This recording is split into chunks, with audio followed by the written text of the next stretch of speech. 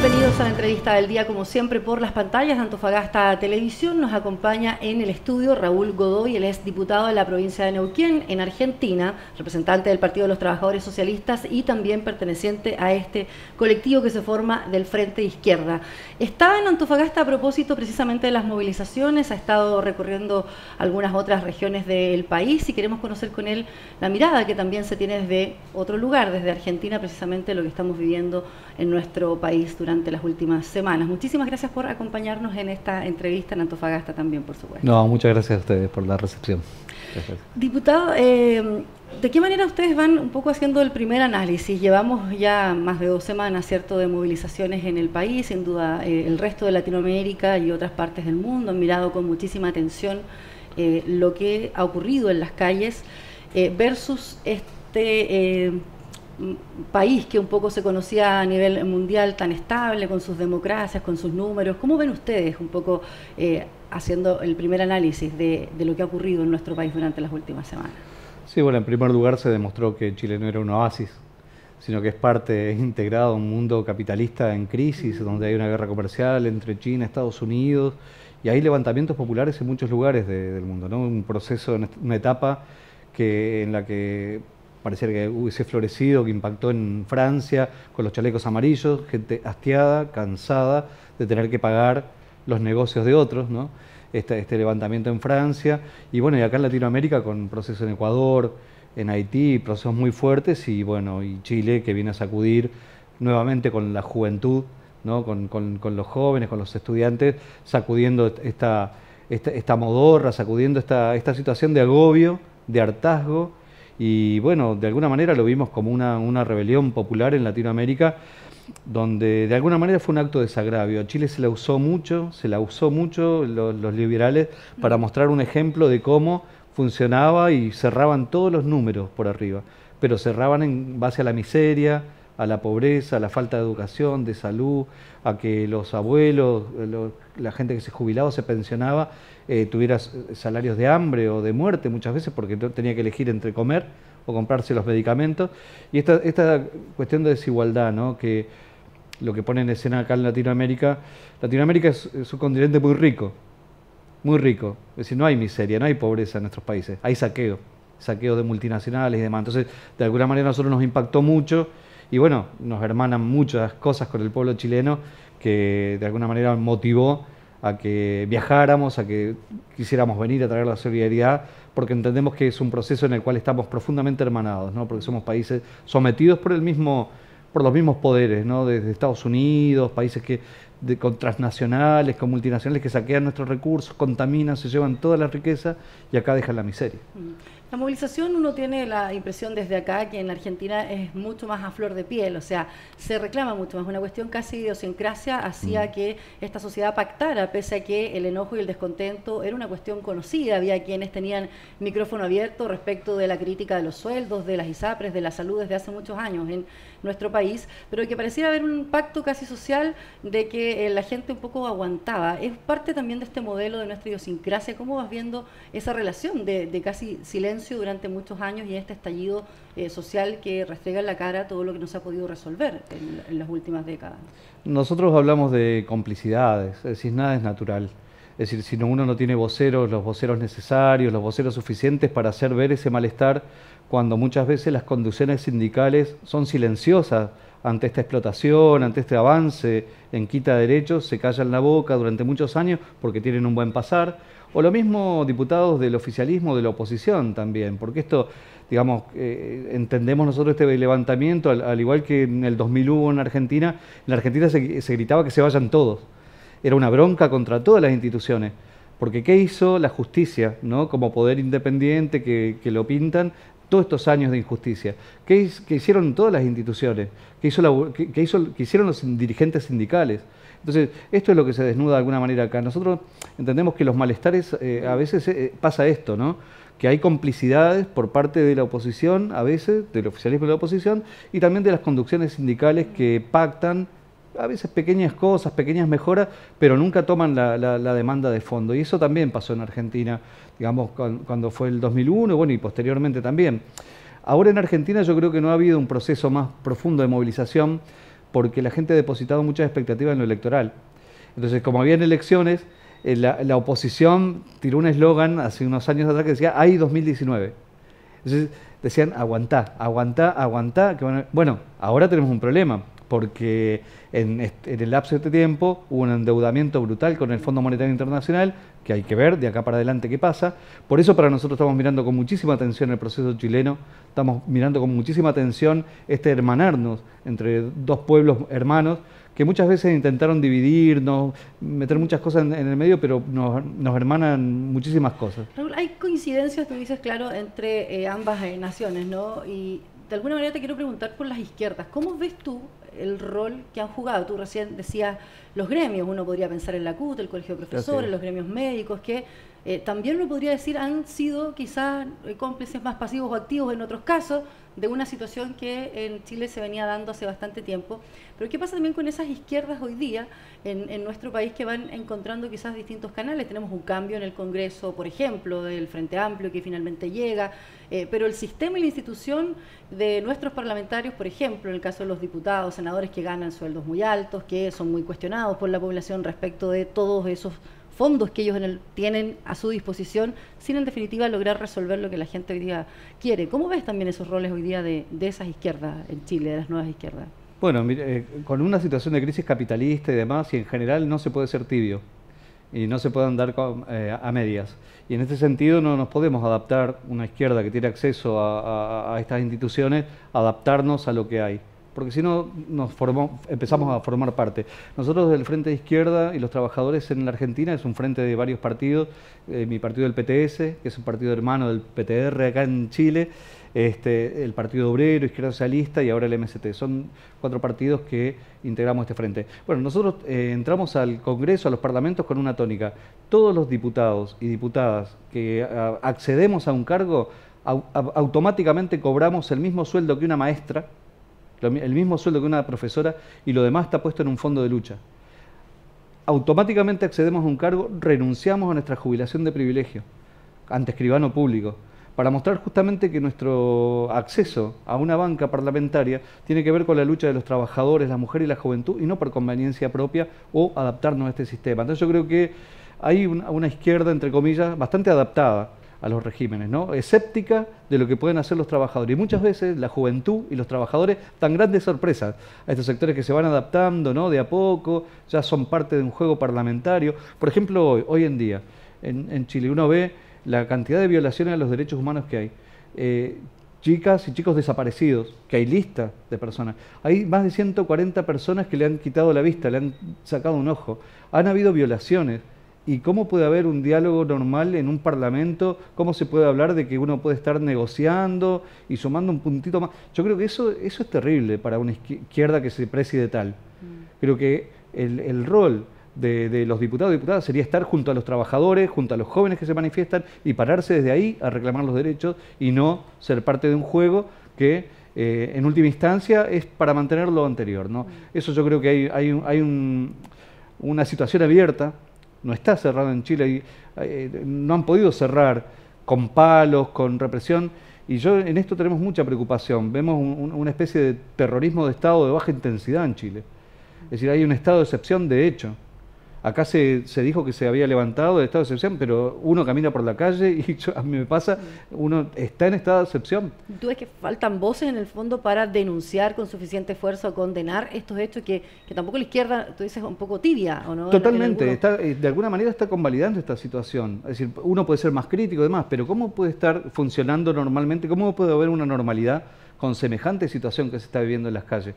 Hoy día mismo en Antofagasta, los niños, niñas han sido reprimidas, aparte tanto niños, niñas menores de edad, eso es brutal como se ve hasta internacionalmente, y uno recorriendo las calles, hoy recorriendo las calles de Antofagasta era un lagrimear permanente, la gente con barbijo, niños pequeños en brazos, guaguas, tapándole la cara porque no podían respirar el aire. Y eso, ¿cómo puede ser normal eso? ¿Cómo puede ser que lo tiendan a tildar? ¿Y cómo puede ser que ante una situación así la izquierda, la CUT y todo, no pateen el tablero y digan, no, basta, señores, esto tiene que cortar acá, Y bueno, y hay demandas que están en la calle que uno puede escuchar, que es como que se vaya Piñera de una vez, asamblea constituyente, libre y soberana para discutir el conjunto de los problemas, porque yo creo que esto no puede, todas las muertes que han pasado en Chile no pueden ser en vano. Y lo que está pasando hoy, y la izquierda se tiene que plantar del lado de los trabajadores claramente. Ahora, la Asamblea Constituyente es uno de los temas que se ha vuelto a poner. Yo lo conversaba fuera de cámara, hay poca confianza en Chile respecto a los procesos que puedan llevar a aquello. En el pasado hubo cabildos en el gobierno de la expresidenta Bachelet que terminaron por desilusionar a gran parte de la población que quería buscar ese camino de diálogo. ¿Sientes que también este problema que hay hoy día en Chile pasa necesariamente por esa reforma constitucional? Para muchos es el camino y para otros una agenda de trabajo urgente mediante legislación más simple, quizás desde el Congreso. ¿O ves que es la oportunidad en definitiva que Chile tiene de ir a eso, a la Carta Fundamental de nuestro país? Con semejante grado de acumulación y esto que se ha escuchado mucho en las calles estos últimos tiempos, que no son 30 pesos, son 30 años, hacen falta cambios profundos. Y esos cambios profundos no van a venir de debates parlamentarios tal cual están, porque entendemos nosotros que la demanda de la calle también es contra todos ellos. Todos estos 30 años que han pasado, un gobierno tras otro, han cambiado la cara, pero nadie cambió estructuralmente esta desigualdad social, en el que hay un sector de la sociedad chilena muy rica, enriquecida y con una soberbia y una prepotencia enorme, incluso hasta las fuerzas represivas. Acá, qué sé yo, un carabinero tiene el equivalente a 6 jubilaciones de un trabajador que deja la vida en su lugar de trabajo. ¿Cómo puede ser eso tolerado durante tantos años? Entonces entendemos que una asamblea constituyente tiene que ser pasando por sobre todo el régimen que ya está. El régimen ya está agotado desde un punto de vista, a nuestro entender. Por eso, un delegado cada 10.000, cobrando el mismo sueldo que una maestra, con mandato revocable. Aquel que traiciona el mandato popular por el cual fue elegido, tiene que ser automáticamente revocado. Es decir, democracia directa, la democracia de las calles. Porque yo he escuchado también decir, bueno, hace falta un plebiscito. ¿Qué plebiscito más hace falta después de la marcha más grande de la historia de Chile? Donde millones en las calles han dicho lo que quieren. Entonces, ¿qué más van a plebiscitar? Es decir, el plebiscito ya está. Hubo un pronunciamiento popular enorme al que se tiene que escuchar. Raúl, pero tú decías recién, cuesta desde el sector que claramente ha estado gobernando en esta alternancia, ¿cierto?, de una exconcertación, nueva mayoría o los partidos de derecha en nuestro país, que es muy difícil también pensar, y lo que decías recién tú, cuesta creer que el mandato del poder puede estar en la calle, más parece, ¿cierto?, a veces una masa acéfala, ¿no? Es como casi que no tiene una dirección. ¿Cómo se conjugan? Porque quienes tienen los privilegios no van a querer perder los privilegios. Entonces, ¿cómo se sigue presionando hoy día si también otros organismos como los que mencionabas, la CUT u otros, pueden haber sido permeados por la misma clase política que ha estado gobernando, que es un poco la lectura que hacen los ciudadanos hoy día? O sea, ¿quién entonces es el encargado de que esto finalmente canalice? Hacen falta nuevos organismos de democracia directa, coordinadoras. Hace falta, por ejemplo, acá está el Comité de Emergencia y Resguardo, que han fundado desde el sindicato de profesores, el colegio de profesores, hay sectores también de industria, hay trabajadores de la salud, hay estudiantes, hay organizaciones sociales que lo están integrando, y eso nos parece que es un germen de nuevo poder de los trabajadores y de la calle, digamos, donde se pueda discutir y dirimir las cuestiones en forma democrática, no pasando por tantos estamentos y atributos y todo, que cuando se llega, yo escuchaba por ahí muchos comentarios alrededor de los cabildos, ¿no? Que dice, bueno, hagamos un cabildo, se hace un cabildo, ese cabildo habla muchas horas, debate, después y termina mandando un mail, un correo electrónico, ¿quién sabe a quién? Capaz que a las mismas personas que vienen hace 30 años manteniendo esto. Entonces es como una cosa sin sentido, y está bien que la gente sea escéptica de eso, porque la verdad que no es conducente. Pero es verdad que hace falta constituir un poder de la calle. Nosotros en ese sentido, la perspectiva de coordinadoras, nosotros incluso en la Argentina por momentos la tuvimos, o por lo menos en pequeña escala. Nosotros en Neuquén tuvimos la coordinadora regional del Alto Valle, que agrupaba sindicatos, organizaciones sociales, no importaba de qué sindicato pertenecía, si era de agremiado o no agremiado, si era efectivo, contratado, porque esas divisiones que nos han metido a los trabajadores son verdaderamente un crimen. Eso tenemos que superar nosotros. No hay trabajadores de primera y trabajadores de segunda. Somos los que hacemos la producción, los que movemos el país y los que movemos el mundo, los que generamos la riqueza. El día que tomemos conciencia pura de eso, yo creo que ahí vamos a empezar una transformación profunda en serio. ¿Qué lecciones han sacado ustedes también en los últimos años en Argentina? Sin duda no han sido fáciles. También hay una corrupción profunda en la política, los sistemas económicos quizás similares también a lo que ha tenido Chile, pero hay experiencias. Yo tengo acá en mis manos un libro que para muchos podría llamar la atención, pero que es una fábrica que en definitiva ustedes le ponen casi sin patrón, ¿no? Sí. Cuéntanos un poquito de esa experiencia y cómo es posible que estos espacios también o estas prácticas convivan en sistemas capitalistas, neoliberales y con todo lo que hemos conversado. O sea, hay gente que no puede ver todavía ese camino en un modelo tan arraigado y asentado en los países también de Latinoamérica. Sí, así, yo soy trabajador de una fábrica en la que tengo 25 años de antigüedad, toda una vida trabajé en esa fábrica, y en un momento en el año 2001 justamente la cerraron 2000 fábricas en la Argentina en ese momento. Entonces nosotros lo que fue un proceso muy duro, porque nos vimos ante la situación de tener que ir a la calle a pelear un subsidio, a pelear una ayuda estatal, social, o poner en marcha la fábrica que la querían cerrar. Ocupamos la fábrica, entre los mismos trabajadores nos organizamos y la pusimos a producir nosotros, como forma de cooperativa. Cada uno de los trabajadores de esa fábrica, sea el presidente de la cooperativa, cobramos el mismo sueldo y tenemos un mismo régimen que lo discutimos en asamblea. Y eso es posible, fue posible. Pasamos de la utopía a hacerlo realidad. Digamos, nos decían, es imposible lo que ustedes quieren hacer. Sin embargo, Sanón, que es una de las fábricas de cerámico, de pisos y revestimiento, una de las más grandes de América Latina, en su momento la más moderna, hace casi 20 años que está controlando directamente por los trabajadores. No tenemos capataces, no tenemos jefe, no tenemos patrones, todo se discute colectivamente. Bueno, para nosotros eso fueron cuestiones que quedaron sembradas en el 2001. Fuimos parte de ese proceso, de alguna manera, de movilización, de ese proceso asambleario, y en la fábrica, en la industria, después de Sanón siguieron muchos ejemplos. En Neuquén hay 5 fábricas gestionadas de la misma manera. Y a nivel nacional en la Argentina hay muchas fábricas, incluyendo un par de lugares muy emblemáticos como el Hotel Bauen, que está en pleno Callao y Corrientes, en Buenos Aires, en Capital Federal, pleno centro de la Capital Federal, la capital de Argentina, está el Hotel Bauen. Es un hotel que tiene 15 pisos y que está, los mismos trabajadores son los que lo gestionan. Madigraf, una empresa que es gráfica, que produce revistas, libros y demás, también en el pleno corazón del parque industrial, ahí en Pilar, en un parque industrial muy importante en Buenos Aires, también es una fábrica que funciona de la misma manera. Son lugares que los trabajadores impidieron el cierre, cuando las patronales quisieron cerrar, la ocuparon y la pusieron a producir bajo gestión obrera. Es muy difícil, por tu pregunta, porque tenés razón en una cosa, es difícil en un sistema capitalista mantenerlo, pero ¿cómo se ha mantenido? Lo primero que alguien diría que depende del sistema, es decir, qué tan productivo se es si comparas a lo mejor con otra. Tal cual. Primero nos acusaron de todo, de usurpadores, de que éramos delincuentes, y después la comunidad entendió que estábamos poniendo en marcha lo que los patrones no querían y las fábricas estaban cerrando. Entonces nosotros decíamos, vale más una fábrica puesta a producir que fábrica cerrada y con trabajadores tirados a la calle. Entonces, costó mucho, pero nos relacionamos mucho con la comunidad. En esa fábrica nosotros hicimos una escuela, una escuela secundaria donde muchos que no habían terminado sus estudios pudieron terminarla. Trabajamos con el pueblo mapuche en solidaridad. Ellos colaboraron con sus arcillas. Al principio en sus territorios habían arcillas para poder hacer la producción y se colaboró. Y de nuestra parte colaborábamos con ellos. Se trabajó con estudiantes.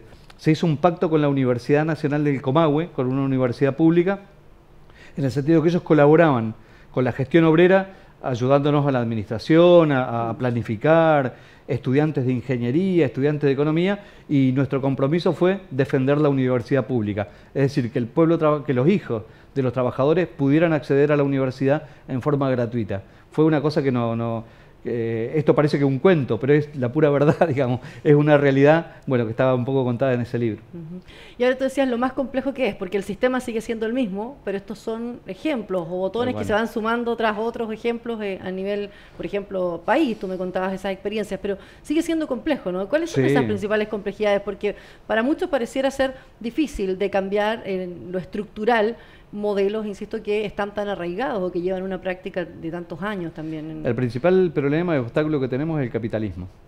Esta sociedad capitalista que es de consumo, que el pez más grande se come al más chico, que es destructiva, que es dañina, que es contaminante. Entonces, contra eso peleamos, pero justamente nosotros no perdemos el origen de nuestro trabajo, que ha sido pelear contra este capitalismo, no resignarnos a la miseria, no resignarnos a que siempre tenemos que ser esclavos, sino que podemos nosotros mismos generar. Sin los trabajadores nada funciona. Si no hay trabajadores no funcionan los bancos, sin los trabajadores no funciona el servicio de energía eléctrica, sin trabajadores no funcionan las minas. Entonces, nosotros también, incluso hasta desde ese punto de vista, mirá qué distinto sería nacionalizar y que no hubiera multinacionales y transnacionales que se lleven todo el cobre de acá de Chile, ¿no? Que si estuviera nacionalizada la industria. Bueno, nosotros esa es la perspectiva, y yo creo que Sanón, desde ese punto de vista, es un pequeño punto, como bien decías, un botón de muestra, pero para pensar en grande. Nosotros lo pensamos en esos términos, como socialistas, como trabajadores socialistas, lo pensamos en ese término. Son pequeños laboratorios o pequeños lugares donde podemos demostrar en la práctica cómo los trabajadores no solo tenemos que ser esclavos, resignarnos a ser esclavos toda la vida, sino que podemos transformar esta sociedad y transformar una sociedad sin explotadores ni explotados y pensar un día un gobierno de los trabajadores, ¿no? Y se puede avanzar, ves tú, también, porque Chile siempre ha sido reconocido como el país de los acuerdos, mucho se habló en nuestra transición a la democracia de estos pactos, en definitiva, para poder avanzar, y muchos creen que hoy día también es el momento en que varios también empiezan a pactar, es decir, a buscar mediante la vía de pequeños cambios y no ir a los fondos de los problemas. ¿Cuáles podrían ser hoy día la falta, o sea, si uno se aprovecha hoy día esta oportunidad, la crisis podría agudizarse el día de mañana, la clase política podría terminar realmente de caer todas las instituciones que hoy día ya están por la gente muy mal evaluadas en general? O sea, ¿qué pasa en este momento, en definitiva, en la oportunidad que hoy día tiene Chile, pero conociendo también nuestras tradiciones políticas, nuestras idiosincrasias? ¿Cómo ves tú que pudiese darse finalmente esto? Para muchos dice que la salida es finalmente pactar y que aquí la transición hacia un cambio social se dé con algunas reformas más pequeñas, no yendo finalmente a desarmar un sistema, que es hablar del sistema neoliberal o capitalista, ¿no? Sí, hay un viejo folclorista uruguayo que dice que no cambia todo, no cambia nada. Y acá verdaderamente con cambios cosméticos no va a alcanzar. Aparte uno piensa cómo llegar a un pacto con quien está violando a nuestras hijas, con quien ha asesinado, quien le ha sacado la vista a tantos niños y niñas acá, con quien en estos momentos mantienen una impunidad brutal. Uno no podría pensar un pacto de ese tipo hoy. Es decir, con impunidad, con gente que ha sido corrupta, con gente que hoy mantiene una impunidad y con más de 20 muertos y muertas las oficiales, porque entendemos nosotros que hay mucho más. No hay pacto posible con impunidad, no hay avance posible si no se frena esta represión y demás, en primer lugar para poder discutir entre los propios trabajadores. Yo creo que acá es una oportunidad y una necesidad de hacer cambios profundos, porque a veces pueden ser utilizados estas situaciones también para hacer lindos discursos y después que vuelva todo igual. Y yo he visto en televisión todos estos días muchos debates y se debate sobre cuestiones y no tiene nada que ver con lo que está viviendo la gente en la calle verdaderamente. Es decir, con la gente que no llega con una pensión. Este aumento en las pensiones es miserable. ¿Cómo puede vivir gente con 100.000 pesos? ¿Cómo puede vivir gente con 200.000? Y eso lo saben los funcionarios que ganan 1000 veces más. Ellos lo saben. Sin embargo, hay mucho, yo creo que en eso hay que tener mucho cuidado también con los engaños, con las trampas, con los dulces que nos quieren poner ahora para decir, bueno, y muchos que nos hablan de paz, de amor, de normalidad, son los que nos están mandando a pegar. Entonces, no le creemos, o sea, no creemos, y está muy bien que la gente no crea, que los chiquillos y las chiquillas no les crean a estos políticos que históricamente nos han mentido, nos han engañado. Yo creo que es el momento de ir hasta el final, es el momento de ir hasta el hueso y verdaderamente luchar por lo que uno sueña. Siempre se va a jugar la vida en algo que sea para transformarlo todo. Y ese todo para nosotros es un gobierno de trabajadores, pero supongan que hay mucha gente que dice, no, es muy utópico lo que me está diciendo. Bueno, de mínima, lo que estamos planteando es una asamblea constituyente libre y soberana para poner todos los problemas arriba de la mesa y se pueda discutir en forma directa. La nacionalización de los recursos, el terminar con el fracking y la contaminación, y esas cosas, yo les digo, es posible discutirla, y no solo es posible, es necesario, porque la discutimos ahora o no se discuten nunca más. Gracias, Raúl, por acompañarnos en muchas la gracias, entrevista. muchas gracias a usted. Bueno, y nos acompañaba entonces Raúl Godoy, diputado de la provincia de Neuquén, en Argentina. Muchísimas gracias nuevamente. Gracias a ustedes también por acompañarnos diariamente en la entrevista. Nos reencontramos en otra oportunidad.